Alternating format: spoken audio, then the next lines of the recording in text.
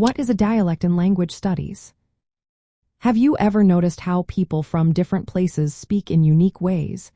This brings us to the fascinating topic of dialects. So, what exactly is a dialect in language studies? A dialect is a specific variety of a language that a particular group of people speaks. It often has its own distinctive features in vocabulary, grammar, and pronunciation. Dialects are usually linked to specific geographic regions.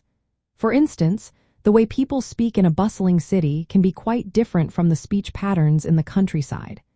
However, dialects can also be tied to social classes or ethnic groups. This means that the language used by a group of friends might differ from that of a formal setting. The term dialect comes from the Greek word dialectos, which means discourse or conversation.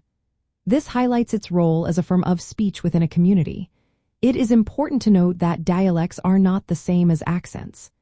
Accents mainly focus on how words are pronounced, while dialects include differences in grammar and word choice as well.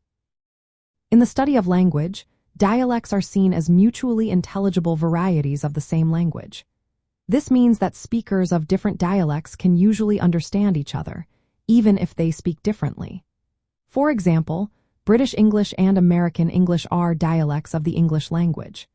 Despite some differences in vocabulary and pronunciation, speakers can generally communicate without much trouble. Dialects can be categorized into three main types.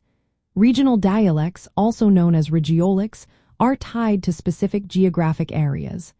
Sociolects are linked to social groups or classes. Ethnolects are associated with specific ethnic groups. The line between a dialect and a language can be blurry. Sometimes, what is considered a dialect in one context may be viewed as a separate language in another. This often depends on social or political factors rather than just linguistic ones.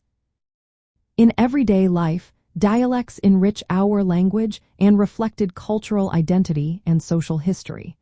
Writers frequently use dialects in literature to add authenticity to characters and settings. This shows how language varies across different communities.